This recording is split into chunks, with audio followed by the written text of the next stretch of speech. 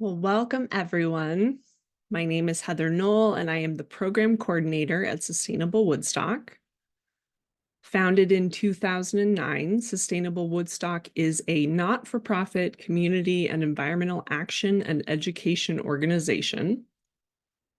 We exist to lead our communities through the climate emergency, empowering Woodstock and the rest of the Upper Valley to meet climate commitments and live sustainably through advocacy, education, and collaboration. This event is a part of our Green Drinks series, and Green Drinks are social events to connect people who have similar interests. We invite local nonprofits, businesses, and individuals to make a short presentation to share their sustainability and green initiatives in our area. And our next event will be an electric lawn care and tea party demo evening on June 4th at 5:30 p.m. And now I am very excited to introduce you to our speaker tonight. Emily Ruff is the director of Sage Mountain Botanical Sanctuary, a center in Orange, Vermont, founded in 1987 to foster opportunities for conservation, education, and healing. A practicing herbalist and educator for over 20 years, Emily relocated from Florida to Vermont in 2018 to continue the legacy of her mentor, Rosemary Gladstar. Now, welcome, Emily.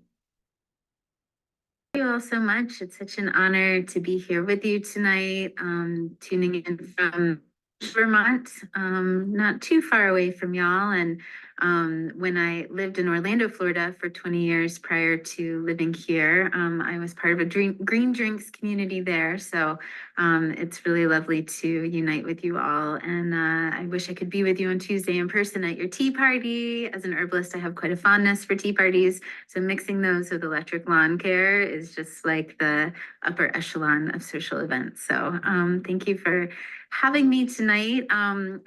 Tonight will be sharing about Vermont's ecosystem through the lens of our work here at Sage Mountain, and hopefully offer some ideas for those of you, whether you have a small backyard or some land that you steward, or even if you're just renting a little place there in Woodstock, some ways that you may contribute to the movement to protect Vermont's amazing and incredible ecosystems. I want to check and make sure, Heather, that my screen share went okay and that you all can see and still hear and everything. Okay. Yeah, awesome. It's great. Great. Thank you so much. So the title of my chair tonight is Protecting Vermont's Ecosystems Backyard Strategies for Corridor Conservation. At Sage, went right to the end. It was a great presentation, everyone. Thank you. Here we go. Here at Sage Mountain, we steward 600 acres in what's known as the Orange Uplands corridor. Maybe if I go backwards, give you a preview. There we go. So we have 600 acres here in Orange, just north of Route 302. In 1987, my teacher, herbalist Rosemary Gladstar, founded this center as a place for healing, for education, and for conservation. For 30 years, she offered classes and programs here related to medicinal plants and conservation. And when I took over stewardship several years ago, we started offering youth programs. So we currently have a full-time after-school youth program and summer camp nature program.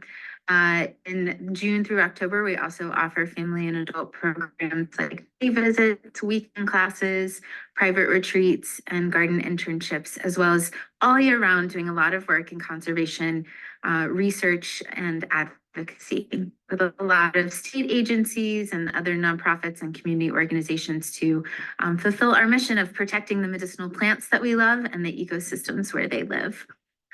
So we'll share a quick video here that's a little bit about Sage Mountain so that you can get a sense of where we're located and a preview of the work that we're doing.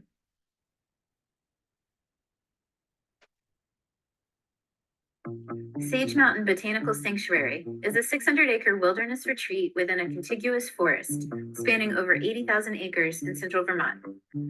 Founded by herbalist Rosemary Gladstar over 30 years ago, this land provides a sanctuary where plants, animals, and people coexist in harmony while cultivating personal and planetary healing. Expansive and diverse ecosystems, from forests and rare fens to our cultivated gardens, provide home to an abundance of wildlife, including moose, bear, bobcat, fisher, and fox. These same ecosystems are also home to diverse flora that make this sanctuary so rare and rich with medicine.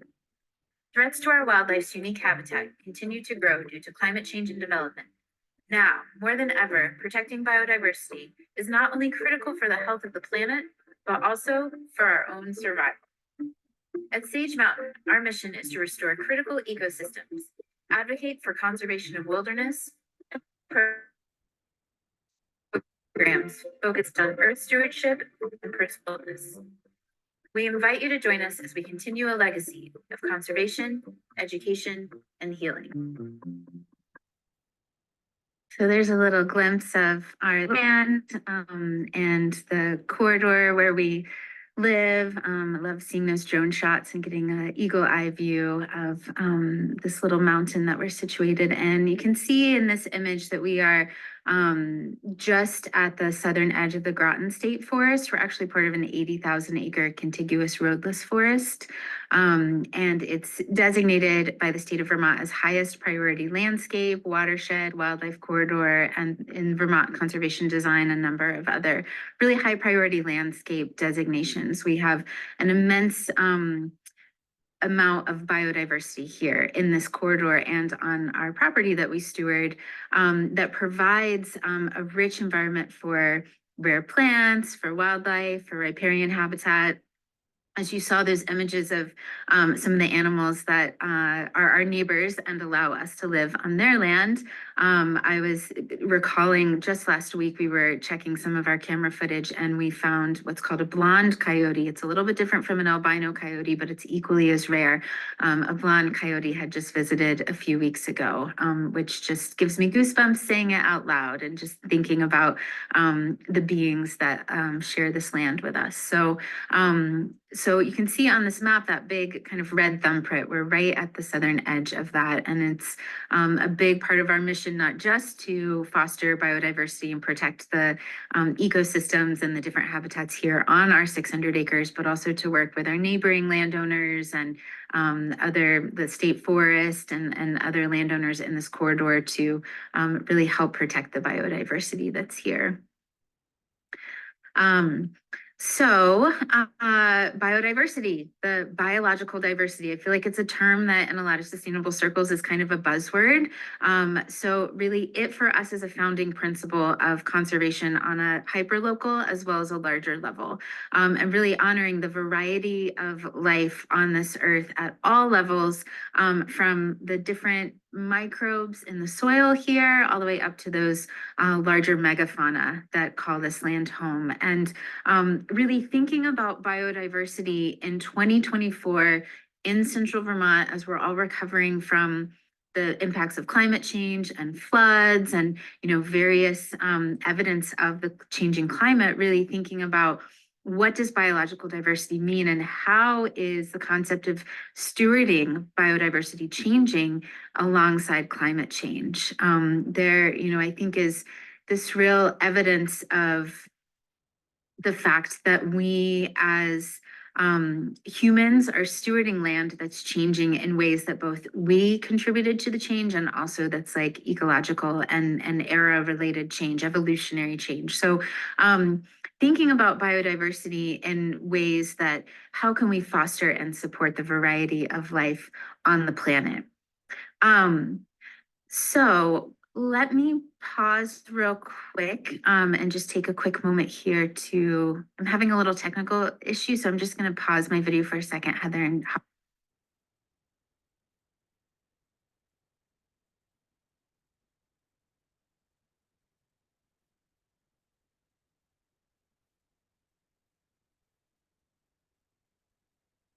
all right, can you see me, Heather? Yes. Yeah, Okay, cool. sounds great. Thanks. So what I wanted to talk about today was strategies of conservation that we apply here at Sage, but talking about them through the lens of backyard conservation and hopefully giving some of you some ideas of ways that you can contribute to supporting and protecting biodiversity, whether you have a little tiny backyard plot behind a condo or stewarding a couple of acres yourself. So I've sort of categorized these in different sort of areas, and one of those is plants. So plant backyard strategies. Well, the first thing that I really want to emphasize is how can we support plants that are native to our ecosystem and verify that we're not bringing invasive plants into our gardening. Focusing on gardening that inspires diversity and not monocropping. And also not just thinking about avoiding bringing invasive plants into our garden, but also managing ways that we might see invasive plants. So one thing that came to mind recently at a talk I was at was folks that go canoeing might pick up different aquatic plants on their canoes. And so the importance of hosing down our boats before we move them to a different waterway, or similarly, hosing down our boots. Here at Sage Mountain, we've been really fortunate that we don't have many invasive species yet, but we know that ecology is changing and the climate is changing. So we know we're always keeping an eye out for them. We have a little bit of Japanese knotweed at the bottom of the mountain towards the road, but the only other species that we really have of significance is garlic mustard. Some of you may know garlic mustard. It's an edible. I love folks that say, well, just make pesto out of garlic mustard and that's how you can manage for the invasives. If you saw the garlic mustard patch that moved into Sage Mountain, we would probably feed all of Woodstock and all of Vermont with the garlic mustard pesto we could make from it. So it's not necessarily a practical solution. But one thing, I was just yesterday out kind of managing that patch, as I do every spring and early summer. And I always hose down my boots or my shoes after I've been pulling Japanese knotweed or after I've been pulling garlic mustard, because many invasive plants are incredibly opportunistic. I actually have to give them a lot of respect and credit. They can often spread vegetatively and not necessarily through seeds or roots. So a little bit of a garlic mustard leaf that got caught in the bottom of my boot, if I walk that into another area of my land, I could be unintentionally spreading that. Another thing that I'm really passionate about is sourcing our firewood locally so that we're not unintentionally moving around things like emerald ash borer and other things. So being really mindful about bringing in firewood from other places that could take pests around. Composting at home to keep the cycle going. Anytime my students say, what's the first step in gardening? I always say, starting a compost pile or bin or whatever strategy works best with the land in the area that you have. And also thinking about harvesting rainwater as a way to reduce water consumption for watering the garden that you're establishing. Of course, many of us, when we're thinking about our gardens, we're thinking about how can our gardens support pollinators. And I always recommend planting for pollinators. Here at Sage Mountain, we have about 3 acres of managed and tended garden outside of the wild land. And a lot of it, as when I moved in, I inherited a lot of medicinal herbs and other flowering plants and perennials. But we really try to, with any of our management of the garden going forward, take a focus on native plants. How can we plant for pollinators, but not just turn on Instagram or look on Google and say, what should I plant in my pollinator garden? But really get a focus on native plants from folks like Vermont Fish and Wildlife Department and their botanists, and see what are the plants that we can use that will support pollinators from a native angle, so that we're not unintentionally, for instance, planting an ornamental milkweed that might be lovely for a subset of butterflies, but not necessarily for native butterflies to our region. I also am a big proponent of No Mow May. It's May 30th. So if you've been able to, up until this point, not mow your yard, congratulations. If you've been participating in No Mow May, I know for some of us it is easier than others to let those dandelions go to seed. But the purpose behind No Mow May is really that in this ephemeral time of year, as the summer is moving in, leaving those weedy plants to flower is an excellent source of nectar for the pollinators and food for them as the rest of the plants start to mature. Outside of the practice of No Mow May, if you're able to leave wild edges in your yard or places where you intentionally leave weeds, depending on how much space you have and how much your HOA allows it or not, it's a great example of ways you can continue to support pollinators throughout the growing season.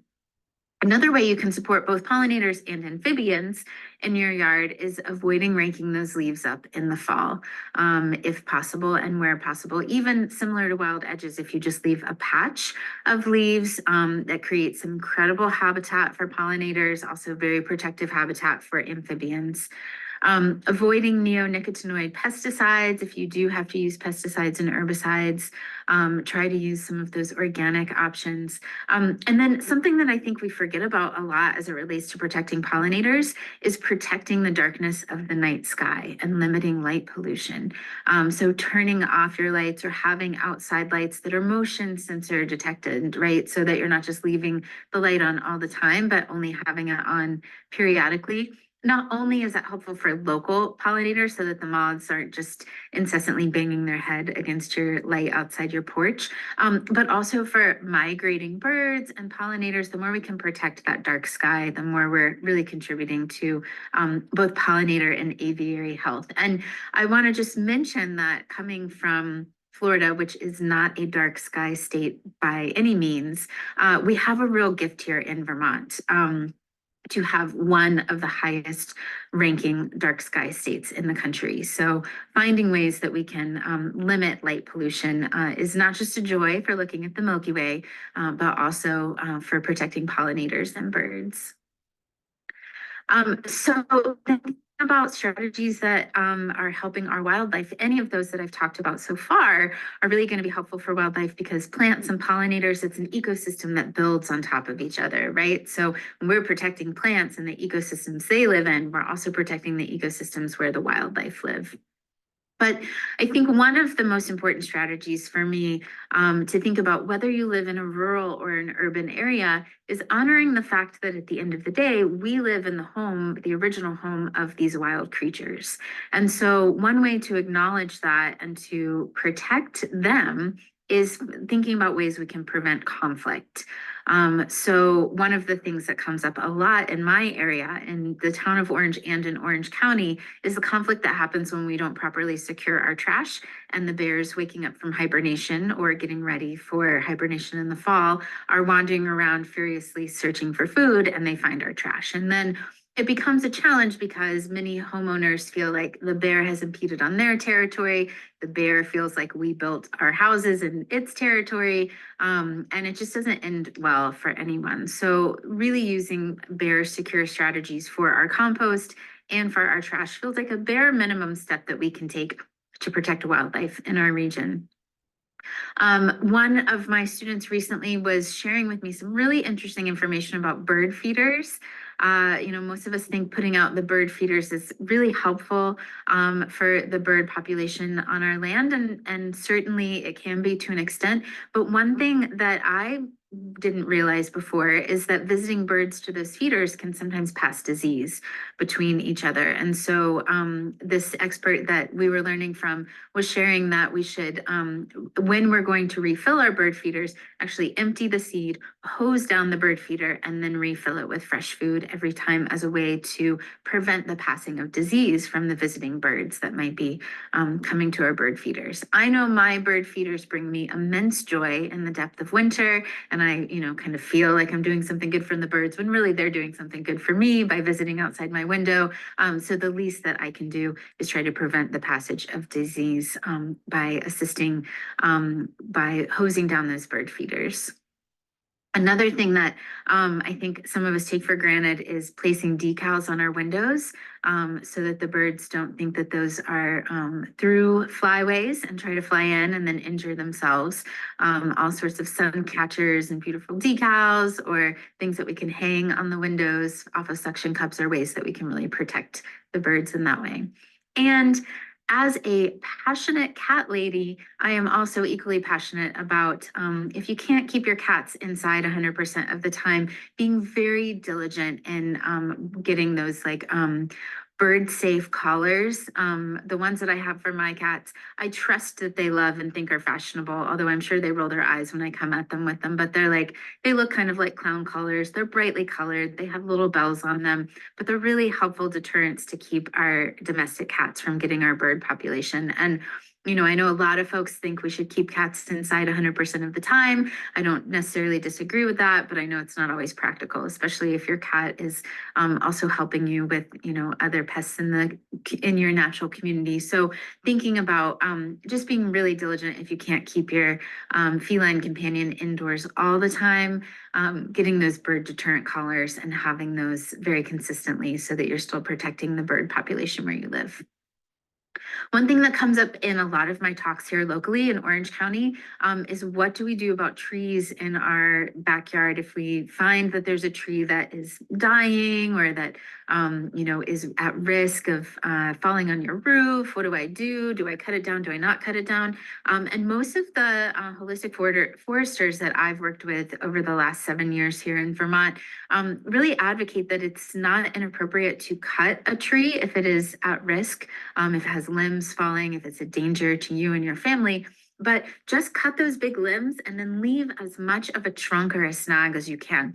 Those snags make such excellent wildlife habitat. And, you know, they're not always necessarily the most aesthetic, but I have neighbors that have decorated them or put faces on them or, you know, made something of them, excuse me, in their backyard that makes it actually a feature and not just the appearance of like, why is that dead tree trunk standing there? But those make such incredible habitat for pileated woodpeckers and for hermit thrush and for other birds that would be a real delight to visit in your yard. So, so that's definitely a recommendation. If you have to cut down a tree in your yard, just leave as much of the trunk there as you can for habitat. Avoid releasing fish or plants into the wild. I imagine that's not likely something that any of you have really thought about, but if you do keep an aquarium, I know I ran into this a lot when I lived in Florida. Folks would say, oh, well, this is a tropical fish. I'm just going to put them in the local lake. And both the fish and the plants that you might keep in an indoor aquarium can actually overtake the local fish and plant population and be really detrimental. If you're fortunate enough to have a pool to take a dip in the summer months, always keep that pool covered when not in use. That's something that I was a part of the vernal pool monitoring project this spring through the state and did a lot of studying about amphibians and wood frogs and salamanders. And one of the things that is really unintentional by a lot of landowners that have pools is when they leave their pool uncovered, it's an easy way for amphibians to drown. So always covering your pool when it's not in use is just a good protective measure. And then one of my favorite recommendations is documenting your wild neighbors with cameras. This is something that I think brings me a lot of pleasure. We have about 25 cameras staged throughout our 600 acres that rotate from season to season and allow me to see that blonde coyote I mentioned, or the moose or the bear that you saw in that video. It allows me to see the health of those animals. We had an injured bobcat and then an injured raccoon that we were able to identify and make some measures towards supporting them because we saw them on our cameras.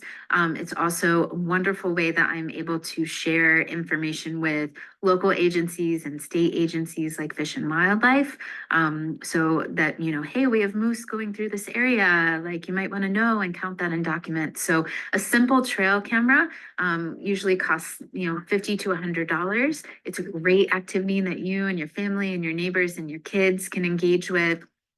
And it's just a wonderful way to get to know the wildlife that live on your land and that are allowing you to cohabitate with them. And also to, you know, study, check in cameras and share research with others. So getting involved locally and at the state level is something that is, you know, rooted in the desire to protect your backyard and the corridor that it's a part of, and something that will take you a little bit beyond your backyard, but is a part of backyard and local and citizen scientist conservation that I feel like goes hand in hand with research and documentation and some of the other protective strategies that I've spoken of so far. Engaging your elected officials from the town level, your select board, your council, all the way up to your senators and House of Representatives, In fact, right now, I'm going to encourage you to call Governor Scott and your legislators because Governor Scott just, I think earlier this week or late last week, vetoed a bill that had passed that would limit the use of neonicotinoid pesticides in the Vermont farming industry. And it would be a very, very supportive bill for the health of our pollinators and the biodiversity of our pollinators. So that you can take that as your first assignment of homework from tonight's talk and call your representatives and call your senators. It is the end of the biennium, but they will be returning for a veto session in June to sign off on some things. And so giving them a call and say, I support the B bill, please override that veto, is a way that we can be effective in playing a role in policy. The folks that you see here, my partner who's our Sage Mountain Director of Wildlife Programs is featured in this photo, and these are some folks that were testifying at the House of Representatives this year on a wildlife bill that got tabled. It will be reviewed in the next session, but the same group of folks also testified on a bill that bans the sale of bear gallbladders, which is something that uniquely in the United States, Vermont was one of the only states that still contributed to an underground trade of bear organs over to Asia. And so they successfully got that bill passed by calling their senators and their House of Representatives, writing those letters. The Margaret Mead quote, never take for granted that a small group of citizens can impact the world. Indeed, it only has. That's a paraphrase, not exactly what she said, but the spirit of that is something that I think about all the time when I think about these small groups of citizens that make great change at the state level through policy change. So it doesn't have to be the state level. Your select board or your planning commission might be making some policy that affects local waterways in your area or development strategies in your area. So I always really encourage, in the state of Vermont, I think, have a unique access to both local and state government that not every state has such an open door. So I encourage you to learn about what's going on, especially at the town level. Is there a recreation committee or a planning commission or a conservation commission in your town? In fact, I imagine I'm preaching to the choir, and probably a lot of you serve on your conservation commission. Thank you for your service if you do. But these ways of participating really make an impact on conservation of the ecosystems that we have here in Vermont. I also want to give a plug to the Vermont Fish and Wildlife Department and their community wildlife program. Several times a month, they have both in-person and virtual workshops that they offer on a variety of different topics. And they also have an extended training called the Environmental Leadership Training that is either a 4 or 6 week class. All of their programs are totally free. Every program that I've taken, I've learned just so much that I've been able to apply to my own backyard. And plus, I get to geek out with other folks that love wildlife and love plants and love ecosystems. So I really encourage you to look into Vermont Fish and Wildlife. They have an incredible YouTube channel with a lot of their past workshops on there, and also a webpage where you can sign up to their upcoming programs.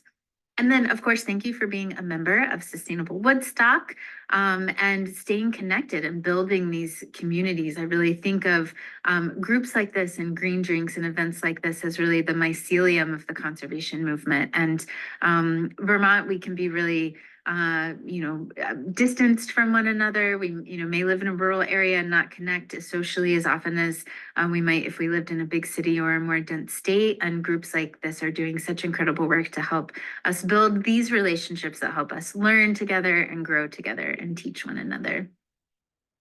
I wanted to close with an encouragement to think about redefining what conservation and nature looks like. One of the most inspiring books that I've read in the last several years is called Rambunctious Garden by an author named Emma Maris. She subsequently wrote a book that's more focused on wildlife called Wild Souls. Both of those books have been profoundly impactful for me. And in Rambunctious Garden, the subtitle is Saving Nature in a Post-Wild World. And when I was earlier thinking about the slide about biodiversity, and I mentioned, the definition of biodiversity is really kind of changing as we're looking at climate change and what do the plants and the ecosystem in Vermont, what are they going to look like in 20 years or 30 years or 50 years, as temperatures continue to rise and precipitation changes, will the plants that we think of now as sort of a pristine Vermont landscape even be able to survive? Will I, with all of my prejudice against garlic, mustard, and Japanese knotweed, have to open some tolerance or acceptance for plants that are moving into this ecosystem? And as climate changes, maybe the plants that thrive as other plants aren't able to. I think it's a very nuanced and complicated conversation. And Emma Maris does a great job at speaking to some of those complex questions in this book. So I just sort of wanted to offer that in closing as we think about our backyards and keeping them native, or introducing new species, managing invasives. I rattled off a bunch of ideas that I practice in my backyard for conservation of the Vermont ecosystem, but I also hold open the understanding that my mind might have to change, and my practices might have to change as the climate changes. And so the book Rambunctious Garden has just been a very hopeful call to action to keep our minds open as the climate changes, and to consider how we can move into this new era and work not against nature, but with nature. So with that, thank you. I would love to see how any of these ideas landed for you. It looks like there might be some questions in the chat or otherwise. So yeah, thank you all for letting me ramble a bit and share.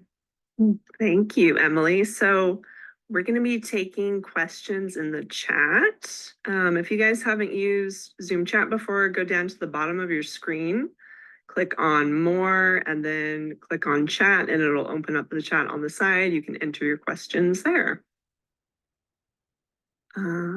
Okay, so first question from Steve is, could you recommend top 5 pollinators to start with? Steve, are you thinking pollinator plants, or what kind of pollinators are you hoping to attract to your yard? The actual 6-leggeds, or what plants do you want to plant in your yard to start with them? Oh, and I see that Steve has also offered the suggestion of braiding sweetgrass. So I'll ramble about that for a second as I hear from you, Steve, about plants or pollinators. Braiding Sweetgrass by Robin Wall Kimmerer, if you're not familiar with it, is definitely top 3 in my recommended reading list. She also wrote a book called Gathering Moss that I feel like is such a mossy landscapes are just so quintessential to our beautiful Green Mountain State. So I think that's just pulls such heartstrings for me, that book, Gathering Moss. And this fall, she's releasing a new book called The Serviceberry that I just am waiting with bated breath to get my pre-order copy. So definitely, those are great recommendations. I'll just start with saying that I, as an herbalist, am deeply indebted to the pollinators in my garden. And as a relatively new resident of Vermont, I know not how to identify all the native pollinators all the time. I rely on my friends at Fish and Wildlife doing field visits with me, or National Resource Conservation Service, to kind of offer some of the most important pollinators that we're hoping to attract. I know, for instance, the rusty butt bumblebee, every time my entomologist friend comes over and he sees it in my wildflower patch, he gets so excited. And of course, monarch butterflies up and down the eastern seaboard are species of peril right now. I guess you could say, like, pollinators in peril. There, I would say, there's a list that I can actually, I'll put in the chat in a second, of some of the endangered species and threatened species of pollinators that we're sort of the most concerned about in the state. But in terms of plants that you might want to put in your garden, you said top 5. Well, I want to give a real plug for common milkweed, Asclepias syriaca. There are a number of different milkweeds that you can get if you go to Clausen's or Gardener Supply or different gardener stores, but really looking for the Asclepias syriaca, or if you have a more wet environment, Asclepias incarnata. Those are the 2 species that are really going to be the most supportive to a number of different pollinators. Solidago, I think, is also going to be in that top 5 for me. And there are at least 4 species of goldenrod in my meadow that are native to Vermont. So there are probably more than 4 species native to Vermont in general. But goldenrod is such a beautiful autumn blooming plant that is an incredible pollinating supporter, really easy to access, really beautiful in the landscape. Another that I'm a big proponent of are the asters, whitewood aster, big leaf aster, New England aster with that beautiful purple flower. Those really have a wide variety of different pollinators that are supported by those asters. I think I've said 3 so far. I want to give a plug for Monarda, wild bergamot. Monarda fistulosa, the species that's native to Vermont, or native to New England, rather. Marsh marigold is another one that is, I think, just a very, I'm thinking about one, Steve, that have a broad list of pollinators that can support them. And in the early part of summer, white trillium and red trillium are 2 that are really helpful for pollinators as an early bloomer. I will share a list in the chat of the sort of, it's not top 5, it's probably top 20. As I said, those top 5 now, I'm thinking about like boneset and a lot of other common ones. So it's hard to ask a plant person to narrow things down to a small list, but I'll share that list with y'all in the chat so you can take a look at that. Thank you. So next question from Steve: has Sustainable Woodstock looked to expand to other abutting communities, i.e. Quechee? So we do serve the entire Upper Valley. I don't know if you want to add anything to that, Ginevra. I can a bit. We cover Quechee, yes, but we don't do certain types of work. Like we do a lot of local town advocacy for the town of Woodstock that we don't do for local towns. That said, we have advised other communities locally who are trying to do the similar work, including Sustainable Lebanon, which has grown a lot in the past few years. So it's a matter of getting a group together for some of the local advocacy. But if you want to host an event in Quechee, we've done stuff with the Quechee Garden Club, so just reach out. Lovely, thank you. All right, so from Sarah, do you have recommended management strategies for jumping worms? Sarah, that is really a loaded and difficult question. Jumping worm, some of you are probably familiar with the invasive jumping worm. It's a Amynthus species. I'm probably saying that wrong. There are 3 similar looking non-native species in that genus. And the best way to manage them is by prevention. So for me, that looks like making my compost at home and not getting deliveries of compost from other services. And really just, keeping our material here on the land. Then the next most important thing is really inspecting plants that you introduce into your landscape. So if you go to a garden center, like before you put that plant in the ground, like taking it out of the pot and really carefully inspecting it. I know a lot of folks, like the master gardener who for 20 years was overseeing the gardens that we have here. She's very insistent in her home gardens now, or other gardens that she works at. She will only bring in bare root plants. She will not bring in potted plants with soil, because prevention is really kind of the best way. But for most of us, including here at Sage, we were not really aware of jumping worms existing until they came and were in our garden, and then we had to figure out what to do with them. Most of us sort of they arrived, the crazy worms, the snake worms, the Jersey wigglers, Georgia jumpers, there's all sorts of names for them. They arrived very quickly, and then we were like, oh no, they're here. So prevention for a lot of us, we've already gotten them, and it may not be very helpful. Physical removal is the only way I'm aware of addressing them if they're detected. There's not any known chemical controls or organic chemical controls that I'm aware of that exist currently. So for us, it means that this time of year, we're probably several weeks behind y'all in your gardening, both because we're more north of you and because we're about 200 2,200 feet elevation. So our gardens are just coming in right now. And so we're out there picking out all the maple seedlings. And as we're doing it, we're really carefully inspecting the soil and just physically removing them as we find them. And then our land manager is taking them and going fishing or something with them. I'm not sure. So yeah, so those are the tools that I'm aware of. If you all have any other ideas, I'd love to hear about it. But that's what my best understanding from, and you'll see some resources also on the Vermont Fish and Wildlife website about jumping worms that can be helpful too. But yeah. Nice, thank you. So this from Heartland, Vermont, a suggestion. There are also inexpensive escape ramps for small critters that pool owners can buy. We don't have a pool, but I've seen these online. That's great, thank you. Thank you. Does anyone else have any other questions? Maybe while we're waiting to see if anyone has any last questions, Emily, is there anything you want to share about, like, if people want to come visit the preserve, that sort of thing? Yeah, well, I just put our frog logs. That's cool. I like that, Daniel. I just put our website and our email in the chat. So we would love to have you visit. We're in Orange, Vermont. We offer day visits and different plant internships. We also have summer camps if you have kids from grades 4 through 8. We do 6 weeks of summer camp in nature every summer. And we also offer some weekend classes and private retreats and group rentals.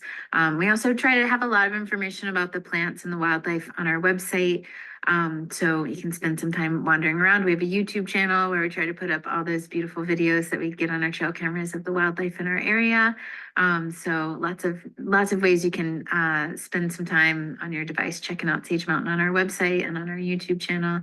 But yeah, some of you may be aware, last summer during the floods, our road washed out, about a mile of our road. And so for several months we were closed. So we're really excited that our road was fixed just before winter and that we're able to welcome with open arms guests to the sanctuary again. So really, really excited to be open this weekend with June being our first weekend that we're open. Would love to see you all for a day visit or a retreat. I also want to give a plug for an organization that I serve on the board of and that was founded here at Sage Mountain called United Plant Savers.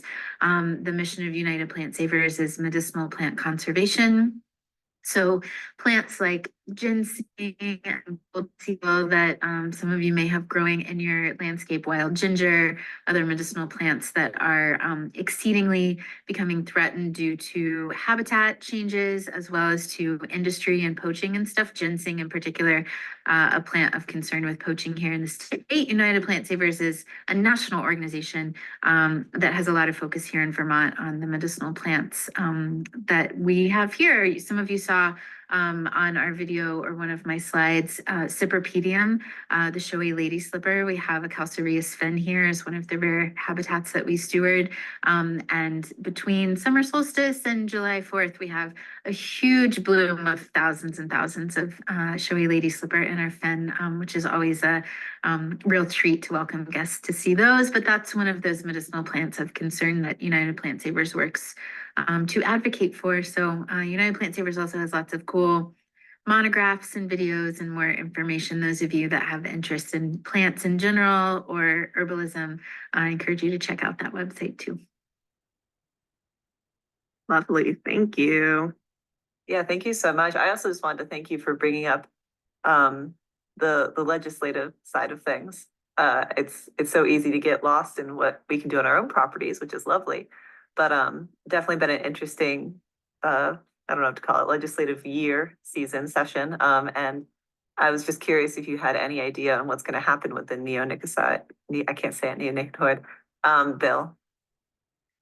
I have a strong sense that there will be a number of bills that will be vetoed by the governor before the June session that will be overridden by the senators and the representatives. I mean, that bill in particular did pass with a fair majority of support. It was not one of those that was kind of like right on the line, like other bills that may not pass the veto session, but that one feels one that I really strongly believe is going to pass. But the more of us call our representatives and senators in the weeks leading up to that veto session, well, they'll reconvene only for like a few possibly days. I think June 17th or thereabouts is when they'll be coming back into session. The more of us that email and call and let them know that we'd like them to support that bill and override the veto, the more likely it will be. And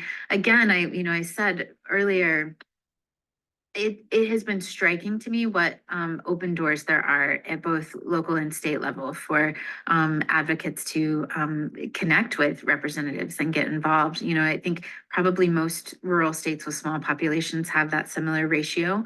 But like the lieutenant governor once a week has a coffee hour that we can all go to and have coffee with, David Zuckerman and like tell him all of our complaints and issues. And like, he may not be able to do much about some of them, but he hears. And the governor also has these opportunities. And so, if you've never, reached out and introduced yourself to your elected official, I firmly believe that they appreciate hearing from us. And even if they don't always agree with our perspectives on wildlife or conservation, they work for us. And it's our job to tell them how we feel about things and to try to make that change happen. So on the B bill, on the neonic, I do think it's going to, that the veto will be overridden, but I certainly am going to call all of my folks and keep sending emails and encourage other people to do the same. So.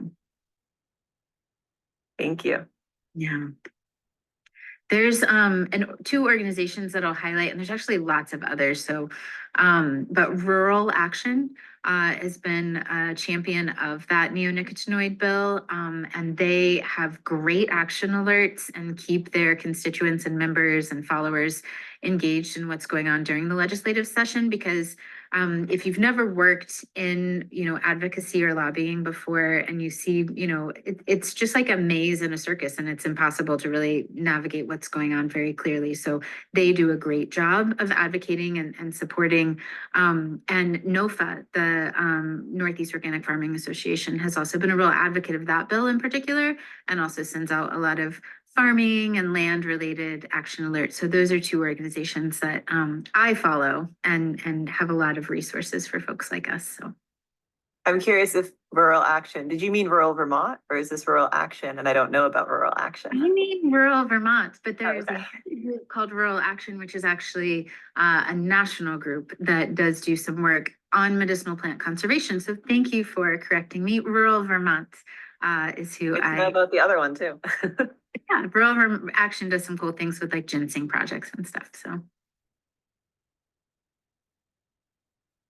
Lovely. Well, thank you so much, Emily. It was so nice to have you join us tonight. And I also just want to mention again, our next event is going to be on Tuesday, June 4th at 5:30 p.m. Electric Lawn Care and Tea Party. Would love to see some of you all there if you want to come and try out electric lawn care equipment, or if you have something that you really love that you want to bring and share with your neighbors, that would be super helpful. And we'd love to have more machines there. So please come on down at least to get some cookies and tea with us. thank you all for having me tonight, and have fun at that event. I look forward to connecting with you all soon. Yeah, thank you so much. Good night, everybody. Thank you.